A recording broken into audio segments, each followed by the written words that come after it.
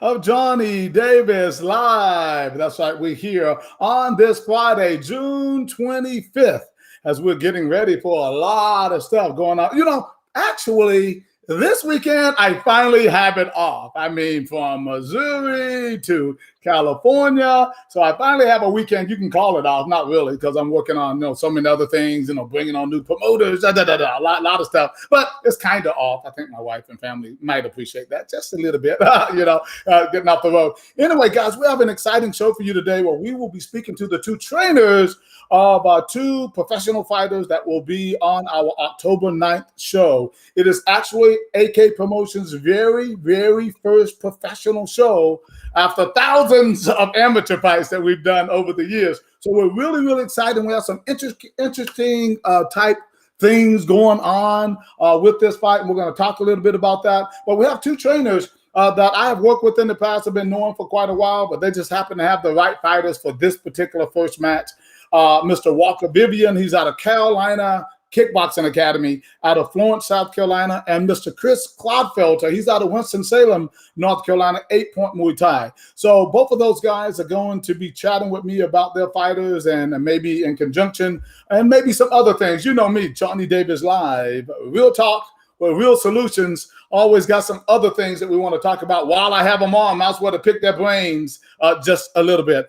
Some of the other subjects, for example, I want to talk about the ring and the cage. What's the difference? We'll talk a little bit about the Olympics if we have any information on that. We're certainly waiting on information about that. We've heard the news. We want to say up front that congratulations to the WACO organization and IFMA for working diligently in that area to get kickboxing recognized in the Olympics. Now, I don't know exactly what that means for kickboxing. I put in an email to try to find out if it is just more of an organizational thing just for them, or is it for literally the best kickboxers across the country, because that's going to require a different type of outreach, if you will. So I'm kind of interested in hearing a little bit more about that. Maybe one of these guys might have more, or please contact me right here at akpromotions.org. All of my information is on the website. We certainly look forward to speaking with someone to get more information on that. As you well know, guys, October is coming up. It's going to be a great event for the IKF East Coast Classic. It is our 9th annual event. It's going to be a lot of fun. It's going to be something different, something unique, always for us. As I said, we do have the pro fights that's going to be on there. But as always, we have a ton of East Coast Classic Championship belts. They'll be fighting for nice belts. They'll be fighting for nice cups. We have novice division. We have open division. Men, women, and juniors, and even seniors can fight in that event. So we have a lot of stuff that's going on. Registration for that event will start on July 19th. We always wait a little bit because we want to give the IKF World Classic that's happening next weekend in Florida a little bit of time to, saturate and everybody, get situated at that. And then we start our registration for the East Coast Classic in the fall. It's October 8th through the 10th, guys. So put it on your calendars. Get ready to register for July 19th. Remember, last time the Spring Classic filled up in 3 weeks. Right? So you might want to make sure that you go ahead and be ready on July 19th, guys, to get ready for the 9th annual IKF Fall Classic at the Landmark Resort in Myrtle Beach, South Carolina. It's going to be a ton of fun.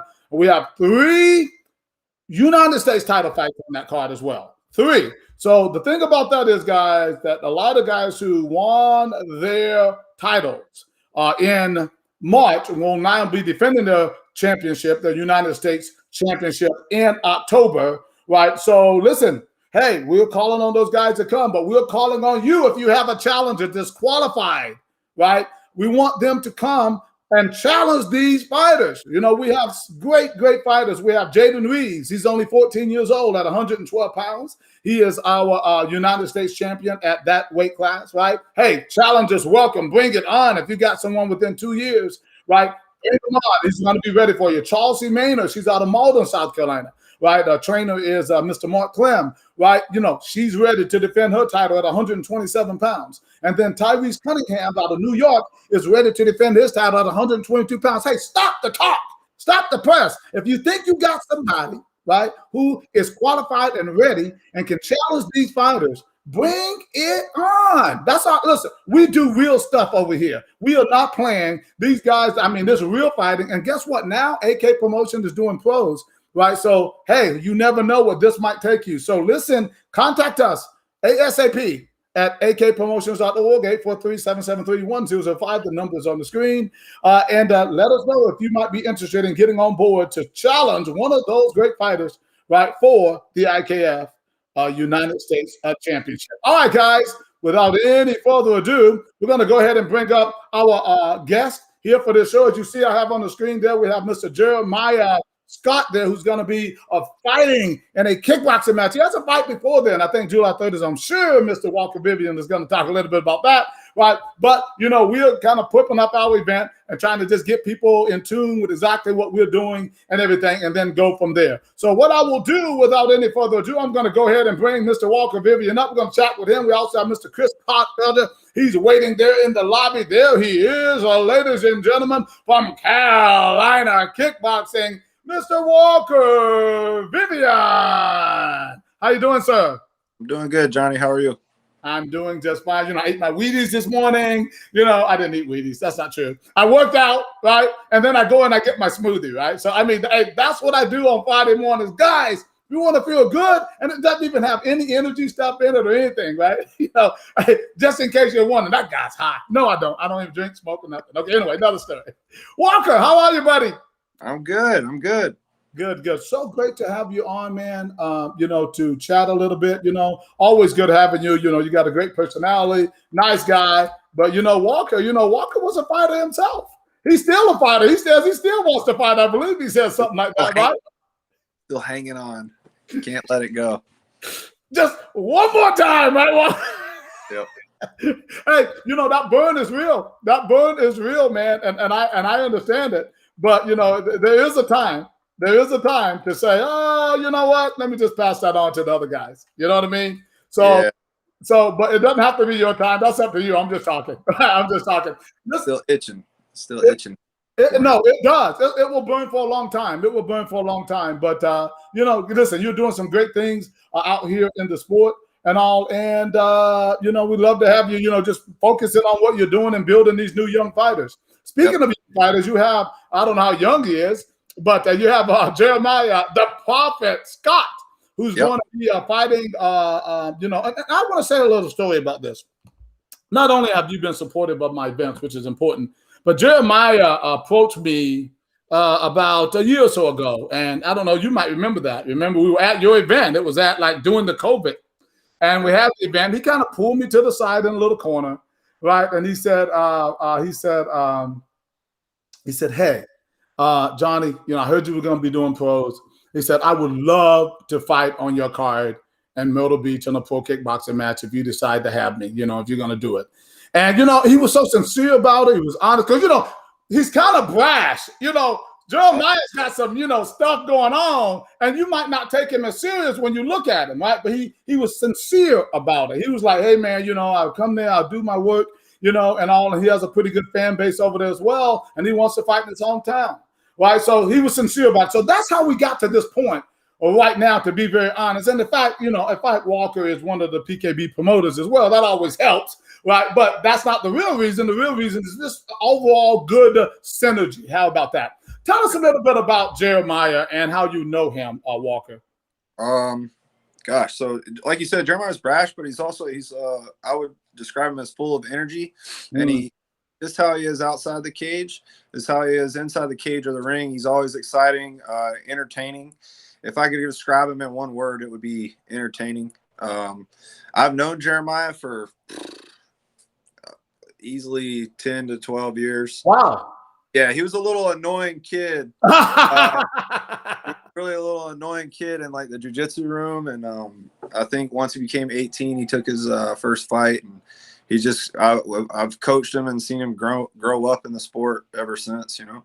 Do you think some of that annoyance that you speak of is what made him a better fighter?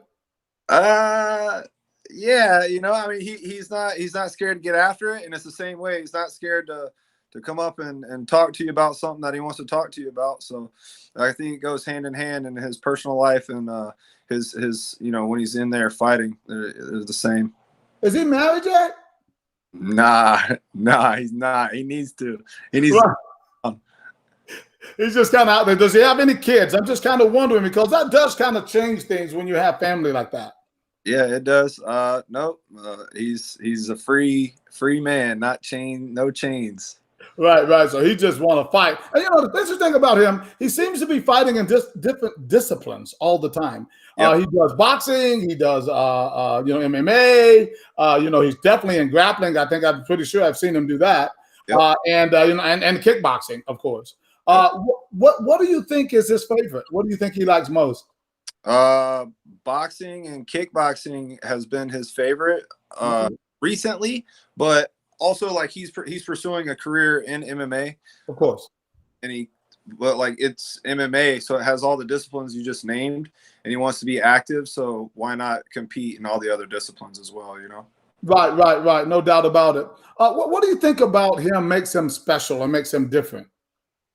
The entertaining, just how entertaining he is, man. Like aside from like his personality and the way he talks and stuff like that, he fights the same way. I don't want to sound like he has like a Diaz style. He goes out there, he trash talks before, he trash talks during the fight, and it's awesome, man. It really is. He brings the energy. Right. Well, I mean, it's certainly a good thing. I mean, to have that kind of energy. I know this other guy that had energy like that before he was before he fought and everything. It kind of works on some nerves and things like that as well. Really quick though, I just want to think really before I bring up Mr. Clodfelter is about this particular fight. I'll get more into it, but about the rounds and things. But let's talk a little bit about the. Some people don't watch my show, so they call me right when I'm on my show. Talk a little bit about the opponent and Caleb Hunter. What kind of matchup do you think this might be for Jeremiah? I think it's equally it's equally a great matchup as it is a dangerous matchup. What's nice about it is what Caleb's like go-to in a lot of his Muay Thai fights is the clinch. And in this rule set, there's limited clinch. Caleb does have, some elite level fights in Muay Thai, whereas Jeremiah is, as far as like the style of Muay Thai and kickboxing, he's a little less matches as Caleb has more. Right. I think it balances everything out with Jeremiah's style and the rule set. I think it's great. It's honestly it's near perfect for us. Oh, well, good. Well, what I'm going to do, you say near perfect. Let's see what Mr. Chris Clodfelter has to say about that. Chris Clodfelter, how are you, sir? I'm good, man. How you doing, John? It's good. Good to have you on again and everything. And now you no longer have to blame it on the Be Live app. You're actually here and live. Really quick while we have Walker. First of all, do you guys know each other? Yes. Yeah. So I've known Walker for a few years now. I mean, he's been in the scene. He's a great coach. I knew him as a fighter as well. Seen some of his fights back in the day. I was, of course, I'm older and was at the end of my career when he was kind of starting things up. But I've seen him grow into an amazing coach, man. And I've got a lot of respect for Walker, man. I've honestly seen him go from fighter, high level fighter, to coaching out in Las Vegas. Turning from I've seen him grow up kind of, it seems kind of weird like that, but he was kind of that brash kind of fighter. And he was very entertaining to watch. He was a very good striker. I liked what he brought to the MMA world. He brought Muay Thai to the MMA world, and that was something that was close to my heart. And then saw him go out to Vegas and, continue fighting, and that's where he kind of really focused on coaching and was coaching some high-level fighters, man, like really high-level fighters. And then moving back, opening up his academy, we've had more interactions, seen each other at the events, seen each other at the shows, and we've kind of bumped into each other. And we both have the same passion, which is growing the sport we love here on the East Coast. Because, back in the day when I was fighting in the 90s, there was no Muay Thai was like, what? I mean, it was Right. like ridiculous. So, you know, it's really grown a lot, and he has the same passion I do. So man, it's exciting to kind of work with him. And we've coached against fighters before, you know, I mean, he's had guys coach, you know, win against some of my guys. I've had guys win against some of his guys, and it's always been a very, you know, tough fight. Any of his fighters have been a very tough fight. But it's always had a great kind of camaraderie before and after the fight, man. So man, we're just excited. Right. How long have you been knowing Caleb? Caleb, I've been with Caleb since the very beginning. So me and Caleb's been together over 10 years. Wow. Caleb come to my gym. He used to sell Cutco knives, and you know, Caleb what? He used to sell what? He stopped by the gym when we first opened to try to sell us on some Cutco knives, and I was like, Caleb, what are you doing? And so he's if you guys know Caleb, he's very he's a very interesting person, man. He's a very funny person. So he's just got an amazing personality, a very carefree personality, and he just always looks at the positive things in life, man. And I just really love coaching him. But he, you know, we really developed almost like like I really call him my son, because he's really honestly like a son to me. He come to me very young. You know, you know, he was early 20s, you know, and so it's getting a chance to help him in this, grow his Muay Thai. You know, it's just been really special to watch him from the beginning to go all the way to living in Thailand, fighting for Lion Fight. You know, we've been together, man, through more than 50 fights now. So it's it's really cool, man. Right. Well, that's going to be, I mean, boy, I tell you what, I think this is a great choice. I've heard some people already. I think this is, I agree with Walker too, man. It's the same thing as for us. It's a great matchup for us, but it's also a dangerous matchup because, you know, I tell you one thing that you can just see from all of Jeremiah's fights is I don't care what rule set you're fighting, he's going to be in your face. So, you know, he doesn't care if you're an elite level Muay Thai guy. He doesn't care if Caleb fights in Line Fight. He doesn't care if he lived in Thailand. He could give two craps about that. So he's going to come to fight, and he's going to come for the knockout. And I mean, we just know that about him, and that's what makes him entertaining. And that's an exciting fight. The more dangerous a fight is, the more it makes you get up off your butt and train for it. So I know that's what Walker's having Jeremiah do, and I know that we're going to be doing the same. And like I said, we're just excited for this matchup. All right. Walker, what do you think about the rounds and the structure that we're doing the rounds? A total of 9 2-minute rounds, very different from normal fights these days. And let me just say something about that. As everybody knows, I'm a little bit of a rebel, right, when it comes to promotion. I just think that this is my opinion, promoters don't have to like it, right? I'm just telling you that I think the 5-round, 3-minute thing for pros, I just think from an entertainment value, I don't know if you watched my show before when I did the math on this. And I'm going to say it again really quick because I want people to understand why I'm getting the rounds back. Because again, here's an example. Take a world title fight in the UFC. 5-minute rounds, 25 minutes. Take a world title fight. You know, it's not a world title fight. The idea, I want you to take the idea that a world title fight in boxing is 36 minutes, 12 3-minute rounds, 36 minutes. And Muay Thai, as it stands, is 5 3-minute rounds. Do the math. That's 15 minutes of entertainment. That's at least 10, if not 30 minutes less of entertainment for the fight fan. We've made a mistake. I'm telling you, the industry has made a mistake there, and I'm going to change it. I don't care whether it's Muay Thai, unified rules, international rules. In my shows, it's going to go back to rounds. So listen, what's going to happen when you start seeing more rounds, you know, sneaking up on other people's posters, right? You're going to know that's Johnny Davis. That's that influence right there. But tell me, Walker, what are your thoughts about those 9 rounds? Okay. You can, hey, you don't have to go in line with what I said. You know, I say what I say because that's what I do. No. So, I think, okay, so let's talk about both the guys. Like, Caleb and Jeremiah both fight in much, like many more minutes per round. I'm probably not saying that right. My speech is off, but they're used to fighting longer rounds. I think that's going to be. Caleb has a lot of amateur fights under him.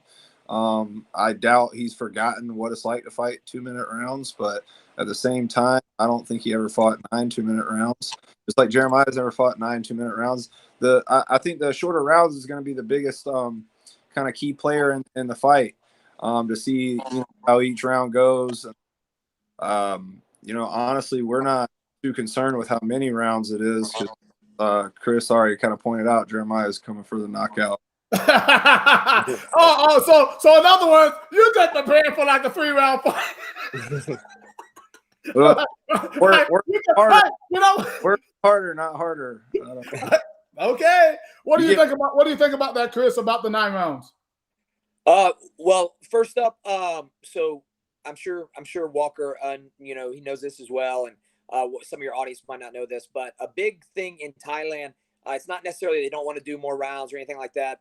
Thailand, Muay Thai is governed by gambling. I mean, to be honest with you, so they gamble on even the way they fight. You see, a lot of times people talk crap about Muay Thai because it goes slow in the first round, but a lot of times they're placing those bets on that first and second round. So the third, fourth, and fifth are really the fighting rounds in Muay Thai.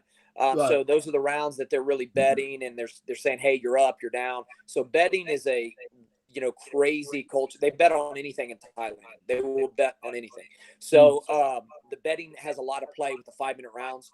I personally like the longer rounds. I think more the better. It's, again, whether it's 2, 3, 5, whatever. I mean, you should, if you're a fighter, you should be able to adapt to any rule set. And that's what I like about this, even though it's 9 rounds or 10 rounds or 15 rounds, it doesn't matter. I think you should, adjust your training accordingly and be able to do that. But what I think it gives the audience is it gives the audience a better fight. So you have somebody looking for the knockout like Jeremiah. He's looking for the knockout in 9 rounds. Jeremiah has a gas tank, and this is what some of your audience that might not have seen him fight. He has a gas tank that can go, so it's not gas isn't a problem for him. So it's like he's going to look for the knockout in the 9th round, whether he's going to look for the knockout in the 1st, 2nd, 3rd, 4th, 5th. So that's 9 rounds of that excitement. Just like Caleb's going to fight our style. There's no secret to our style in the gym. We put out a ton of champions, ton of national and world champions, and all our fighters are masters in the clinch. It was one of my specialties in fighting, and we're going to look for that clinch regardless. I mean, it's no secret.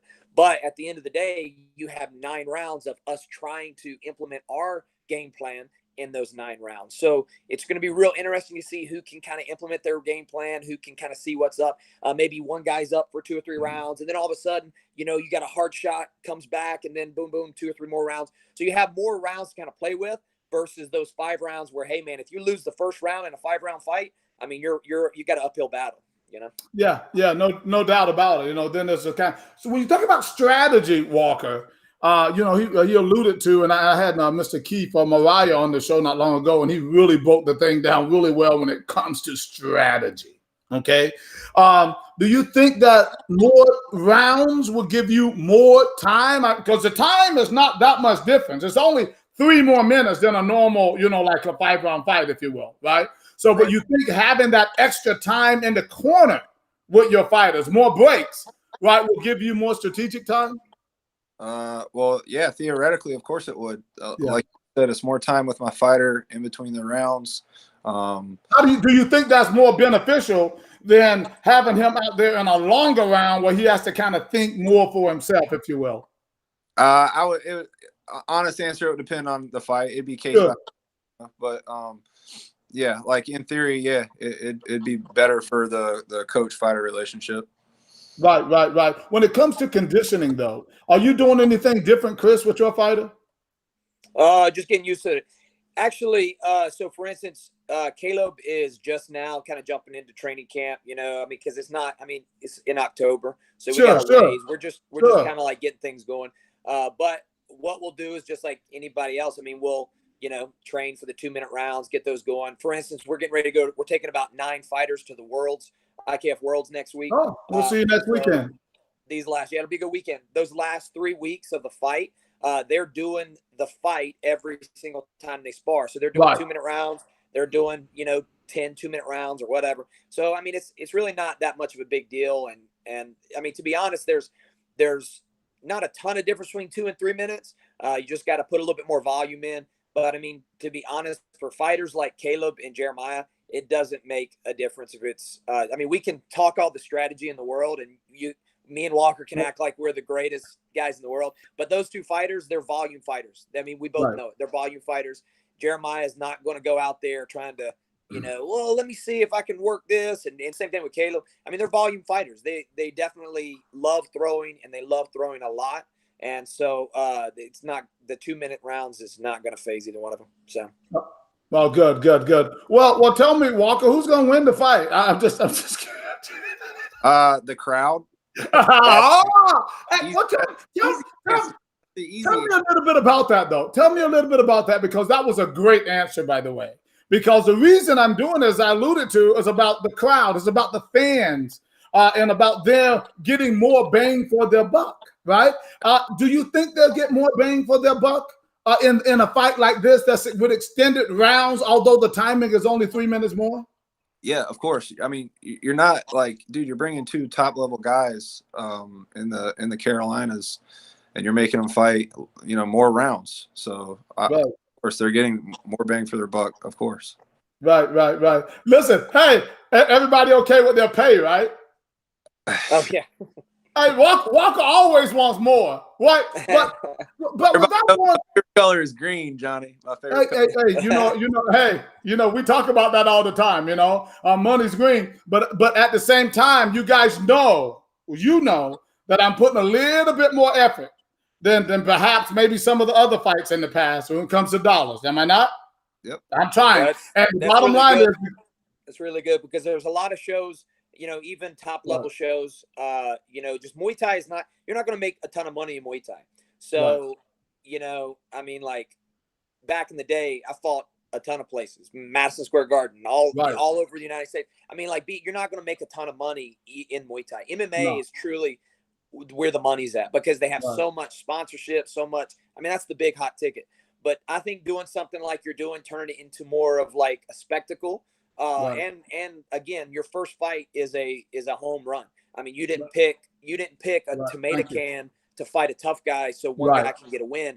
You picked a fight that honestly the crowd doesn't know. And I'm not just saying this because I like Walker. You don't know who's going to win. Of course, I'm going to say my fighter's going to win. I mean, I would be an idiot coach. I would be the worst coach if I didn't say, hey, yeah, we're coming to win. And Walker's going to say the same thing. He's coming for Jeremiah to win. And we know that every round.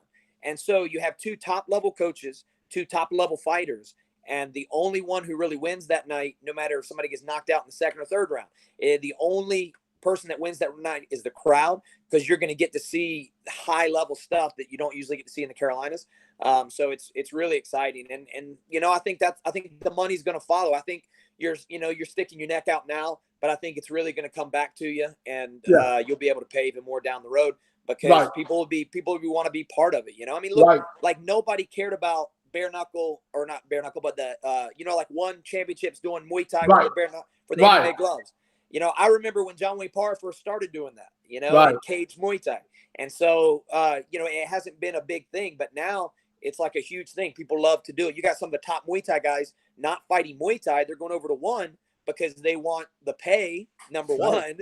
And they want the exposure, and they get to hit people with little gloves. So I mean, it's just I mean, I'm all about bare knuckle. Let's do bare knuckle, Johnny. I'm not. No, I'm not. I'm not about that because I'm still about, believe it or not, the safety of the fighters, right? So that's really important to me. But to your point, though, the plan is to even pay more money because look, as a former fighter, you're right. Not a lot of money out there and all, and I made obviously my money, if whatever $3 I have is spent after that life. In the ring, but I want to make sure fighters make more money. That's why I won't have a ton of pros on my shows, but I guarantee you when they fight on my shows, they will look at their money. I was talking to a promoter the other day, and he said, I'm telling you exactly what he said. When I told him what my purchase was, he's like, damn, Johnny. He's like, wow. He said, wow, that is way above compared to, listen, it is what it is, right? I'm going to do it, and it's going to get bigger, and it's going to get better for these fighters. I want to change gears just for a moment, though. And ask you guys a couple of questions, just kind of pick your brains a little bit because there's a couple of things that are going on out there. One of the things that's been in my brain a little bit about the ring versus the cage. Okay, so now listen, Johnny Davis Live, real talk, real solutions. I know you guys fight for whoever and everything. When it comes to Muay Thai and kickboxing, right, and it's more natural environment. Could you give me your thoughts, Walker, first? on fighting, the difference in or your preference in fighting in a ring or in a cage? Because you won't fight in a cage on my shows. I can tell you that right now. But what are your thoughts about that? Do you have any kind of? I'm kind of indifferent. I fought a lot in the cage, but then I enjoyed fighting in a ring. So it really wasn't. Wasn't really that much of a difference for me. And a few of my beginner guys, I'm fairly new, so I pretty much only have beginner guys. They would always ask that, and then I have a few of them that have fought both cage and ring, and they think the same thing. Really, I mean, it's not much of a difference. I mean, if you fight there is a difference, but that's okay. Right. But maybe not at this level, because when you start fighting elite levels, dudes know how to trap you in the corner and that, and even like certain techniques using the cage versus. But definitely, my guys are like, it's not that big of a deal. I didn't find it to be too much of a deal, other than there was one time I couldn't get out of the corner in a ring, but other than that's right. What do you think about that, Chris? I agree with Walker. I think at the amateur level, the guys that are fighting novice, like less than 5 fights, I really don't think it matters that much, because they're still learning how to fight. They don't even know what they're doing. So they're learning how to throw the jab, throw the round kick, learn how to not be nervous, learn how to use that energy. I mean, learn how to listen to their corner. But once you get a little bit more elite, I mean, I think it makes a huge difference as far as, like, depending on what kind of fighter you are. For instance, we're clinch fighters. So for us, it makes a huge difference, because the cage, we fought both Muay Thai in a cage and not in a cage. The cage is better for MMA because, wrestlers can pin you up against the cage, take you down. You can't fight it like you can in a ring. Whereas the ring, you can almost use the ropes to bounce off, use the positioning. I personally, I fought, like Walker, I fought both in the cage and in a ring. I fought most of my Muay Thai fights in a ring, but I fought some MMA in a cage. And I always prefer to ring. That's just because I come up in Muay Thai. That's just me. But I think that at the elite level, it's definitely can make a difference. But I mean, honestly, a fight's a fight. You got to figure out a way to win. So I mean, you just got to suck it up and do it. But I just prefer the ring. You make a very good point, though, and so I will back off a little bit on the idea that some of those new guys don't really care whether or not they're fighting in a hog pen or they're fighting in a cage or a ring. Yeah, you got amateur guys. Their biggest thing is they need to learn how to fight. Right. Like, period. You don't have 2 or 3 fights, or you don't have 2 or 3 basketball games and play in the NBA.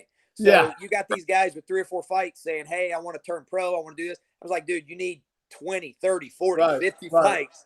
And then we can start talking about that. But I will say, the sooner they get into the ring, if that's what their ultimate goal is, the better they're going to be able to maneuver that ring when they actually become elite. Okay, so I will stand by that point. But if they're trying to be an MMA fighter, right? Okay, then you got the cage. I think economically, sometimes I don't know if it's economics or not.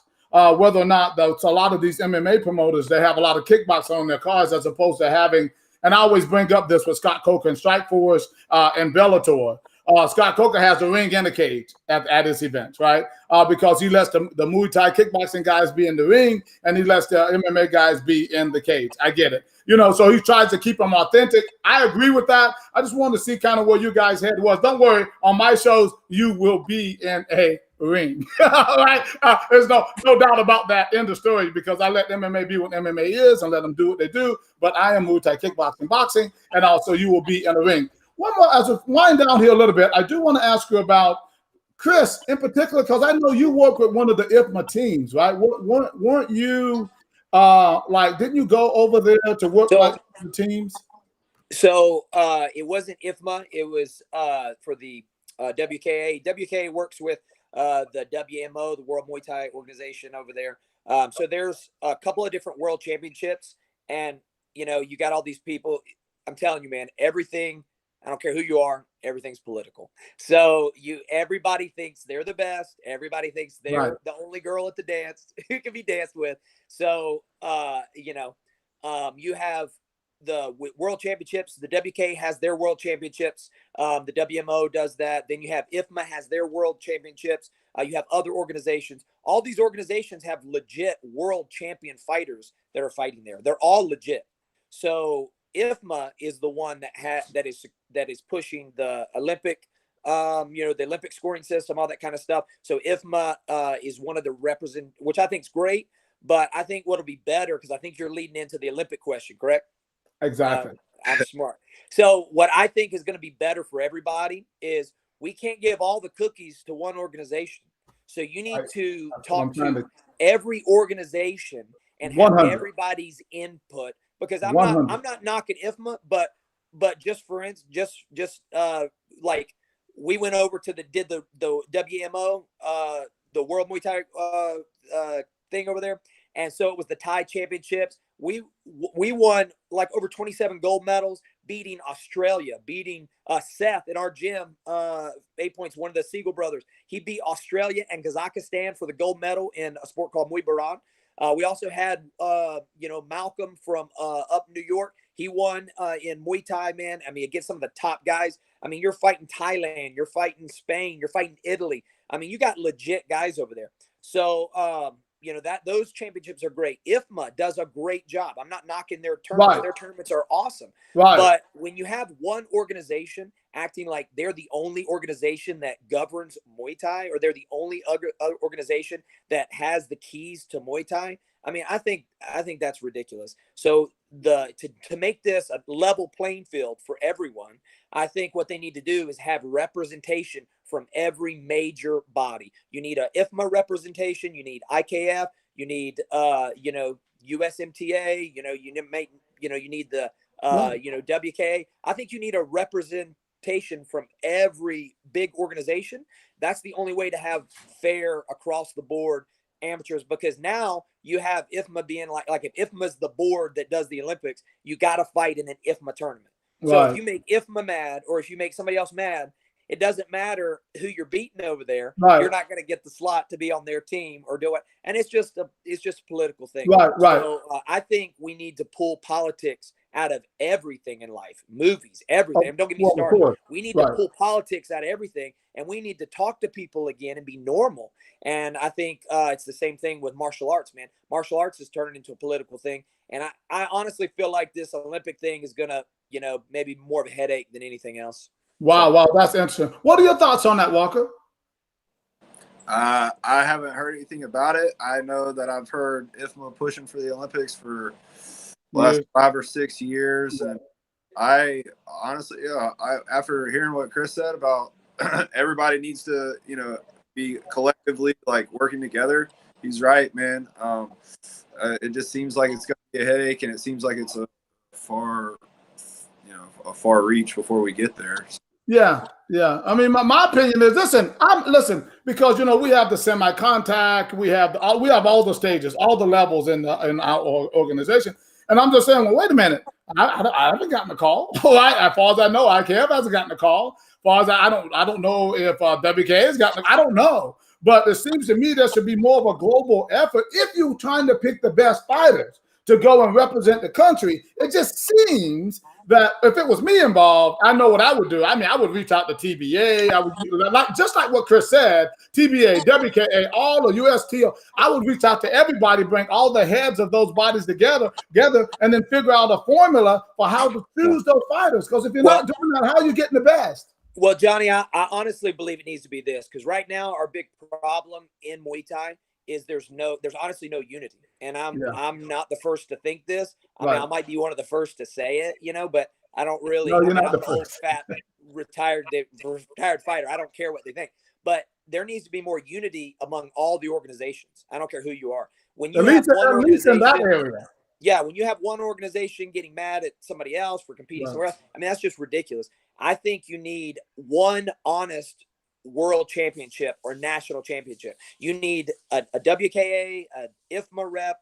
You need the IKF. You need everybody to come together and do a true world championships or a true national championships, to do a true United States team with representation from every organization. Right. I mean, I don't care if it's every single organization out there. it needs to have the best fighters from that, because right now you have each organization that they do their own world championships. Like you can be a WKA world champion, which I love. Brian Crenshaw, I love. I get it. Stuff there. I'm not saying anything nice bad. guy. They have legitimate stuff. You can also be an IKF world champion. Whereas in boxing, you only have a few different big organizations. You have so many sanctioning bodies in Muay Thai that it's just, I mean, you can have 5 different world champions. So I think it needs to be a little more streamlined. And I think there needs to be a true, especially if Olympics are on the table now, and it needs to be a true Olympic champion. I think everything needs to be streamlined. I think representation from every major body needs to come together under a new United States Muay Thai something, call it whatever, but it doesn't need to be anybody's thing. You need to have everybody together and do a true national championship. And listen, and it's not that people can't continue to do their business. They continue to do their normal annual business, but if it is truly an Olympic thing, because listen, my goal is not about the Olympics. I'll be honest with you, right? Because I'm about trying to get some fighters paid like we're doing on October 6th. I'm about trying to move them through their professional careers, get them endorsements and all of that. That's what I'm about now. The Olympics is not the Olympics of old. It's not what it used to be. People come out and get these big endorsements, okay? But it is a step forward for our sport, no doubt about it. But we do need to come together at least somehow on that. And so I'm waiting on a conversation, because people who are winning all these PKBs, people who are winning the East Coast Classic, the World Classic, the DBA Classic, the WK, somehow those top guys need to be recognized if that is the case. And it doesn't matter who the trainer is or what. If you got the talent or you got some kind of scoring mechanism. I want to recognize Josh McKinnis. He's been very active here today, saying a lot of comments about USA Boxing as their Olympic team pre-picked.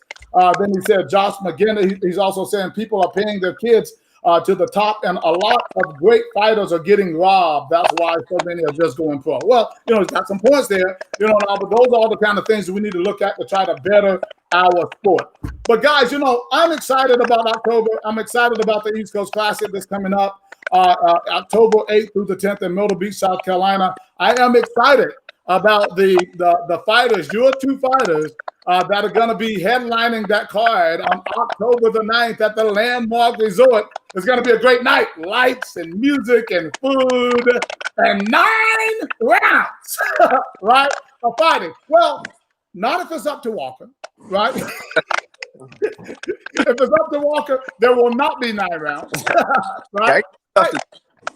Yeah. What's that, Walker? I can't be waiting around for all night. Hey, Chris, Walker said he is not going to be waiting around all night. He needs to go home. He's got things to do.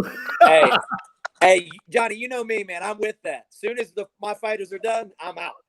You are. Especially you love Myrtle Beach anyway, So I do. I love the beach, man. I'm a beach guy. Yeah, you love the beach. Look, guys, it's going to be a great fight and everything, and I'm looking forward to working with you guys. So let's make sure that we tie up all the loose ends and make this a great fight for our sport, guys. Good luck to both of you, okay? Thank you. All right, thanks so much. Thank you, guys. All right, talk to you soon. All right, ladies and gentlemen, there you have it right there, talking to Mr. Chris Clodfelter and Mr. Walker Vivian there as they're getting their fighters ready for the AK Promotions first pro event. It's going to be held on October 9th.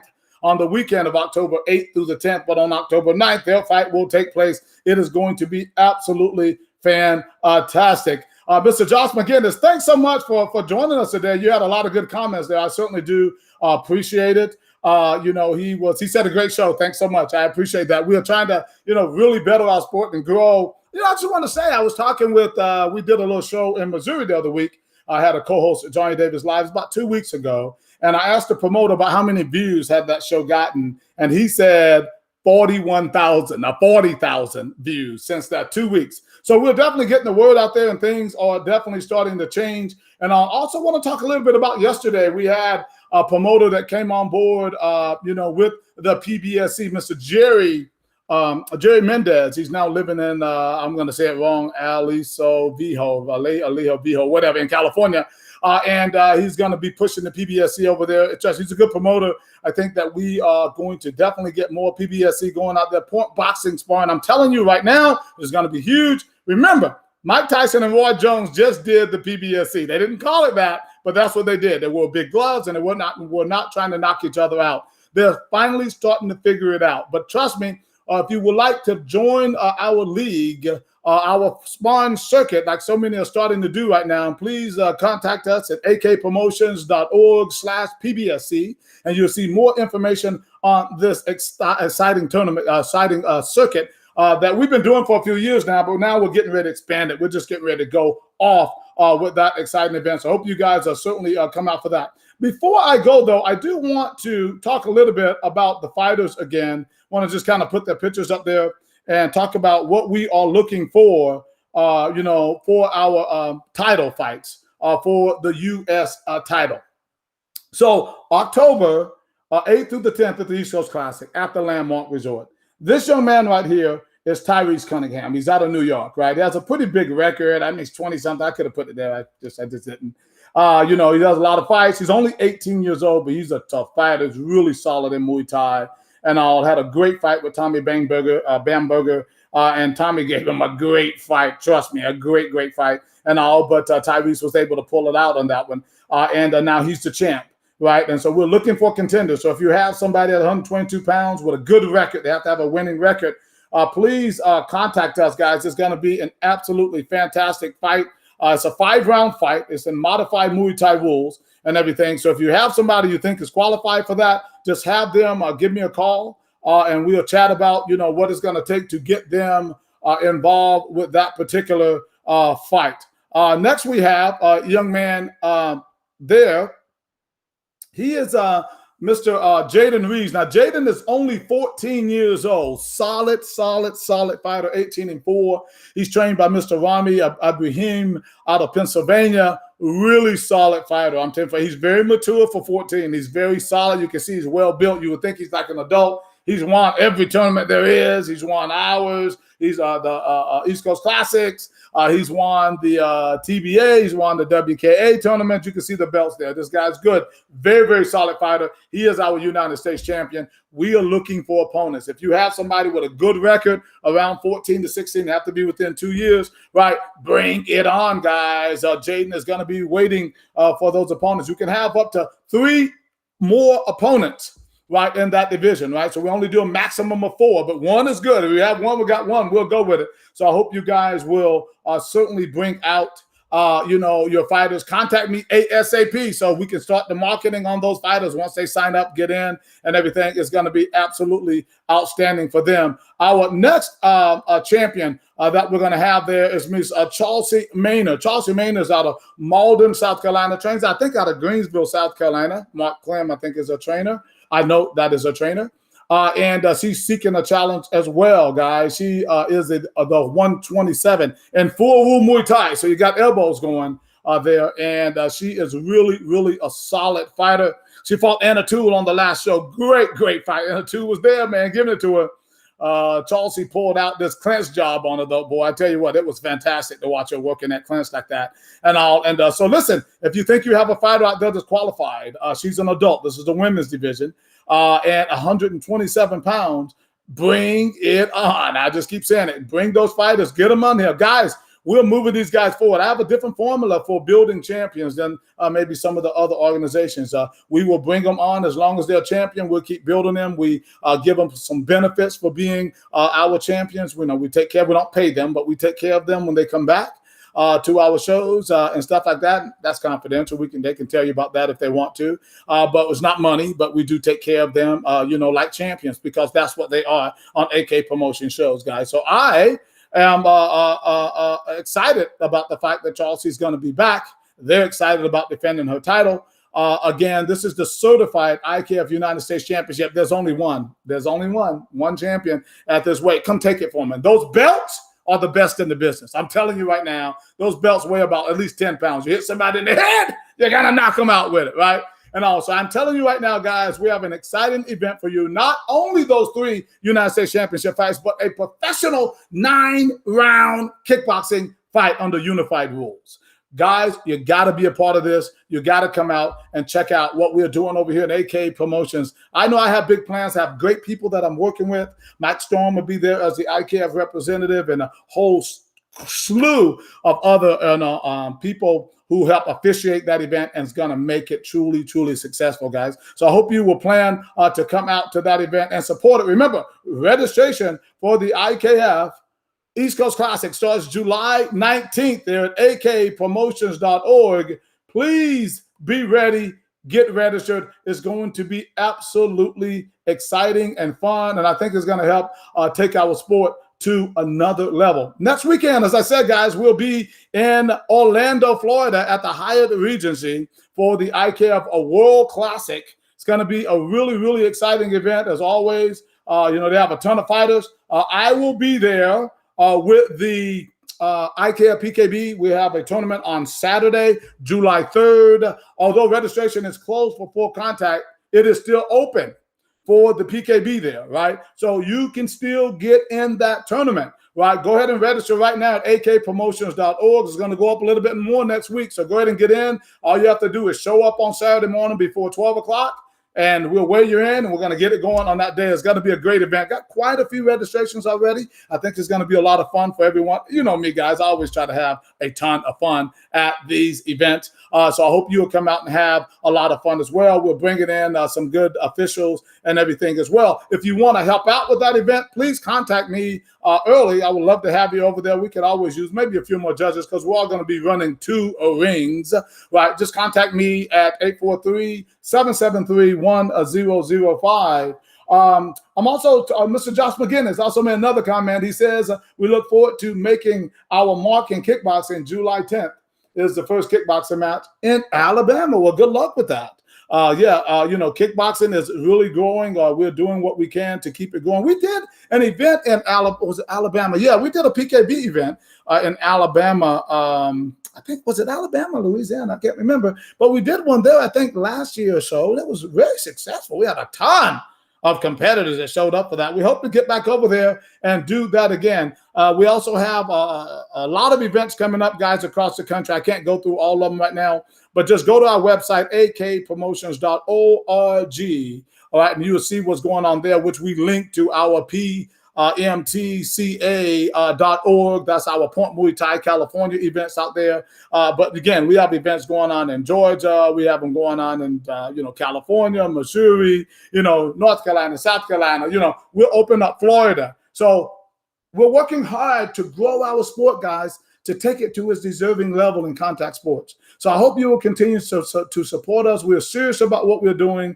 If anybody wants to give us support and you have sponsors out there, we're always looking for sponsors, right? We want to thank Eastern Offset Printing for all they do for us out of Atlantic Beach, North Carolina. But if you are no sponsor, serious sponsors, we're not talking about, hey, here's a glove or here's a shirt. It's got to be serious because, we have a pretty good media platform and we're getting the word out about our sport. We're doing some pretty exciting things. I hope you guys will, definitely let people know that what we are doing, we are serious about it, and we're trying to make it happen. We're asking you to also become a part of the PKB or the PBSC tournaments that we're doing across the country. That PBSC, man, I'm telling you, I'm going to say it. I said it once, and I'm going to say it one more time before we go off the air. This organization right here, that PBSC, the IKF PKB, or the PKB Global, that means for everybody across wherever we might go. That's already proven that it's a great incubator. This week, we were dropping all of these champions who came up in the PKB. They came up in the PKB. As far as I know, they never fought in full contact, but then they go into these A-class divisions in these big, huge tournaments, and they won the championship, right? At least 3 guys I know that we put on my Facebook page did that. They came up through the PKB, all PKB, right? Semi-contact. It is the key. It is the key to incubating your fighters and making them better, guys. This is what it's all about. Get them in these tournaments if it's in your area. If you want to become a promoter in your area, contact me. I'll show you how it works. Yes, I look for loyalty and hard work. No doubt about that, and respect. Those things. Don't call me if you got another agenda. I don't have time for that. I'm too old to play with people who are playing games. So I just don't have time. But if you're serious about wanting to promote it and bring it up in your state, ask Chad Mueller. He's a great example of what we've done in the last year. We've done 3 outstanding events over there, and he can explain to you exactly how we were doing and growing that. The PBSC, the Point Boxing Sparring Circuit, as I said earlier, we're accepting promoters on that as well across the country, guys. Contact me if you want more information on how these 2 organizations work. I'm telling you, It will change the face of boxing. It already has, right? It's going to change the way you train in your gym. It's going to change the way, right, that you think about sparring and the way you think about, working with fighters as a trainer. It's going to change it, but it's going to make you better. So when you get into that ring, right, and when you get to the elite, you're going to be more ready than anybody else, guys. It's going to be just like the PKB. You're going to go in and you're going to become a champion. So wherever you see that PBSC, wherever you can, get to it, come out. It will change. It is already changing the face of boxing. So we're looking forward to having you guys a part of that event. All right, guys, I want to thank my guests today, Mr. Chris Clodfelter and Mr. Walker Vivian, for being on today. They did a great job in talking about their fighters and how they will be fighting a 9-round professional kickboxing fight on October the 9th, guys, in Myrtle Beach at the Landmark Resort. All right, guys, remember to check out our YouTube channel at Johnny Davis Live. That's 3 exclamation marks. And our 8K Promotions channel on Facebook. Guys, that's all I have for you today. Respect each other. For right now, I'm still saying get that vaccination if you have not yet. But, we're winding down on that. But I just want to say it. Forward march. This is Johnny Davis Live. And I'm checking out. Talk to you soon. Bye-bye.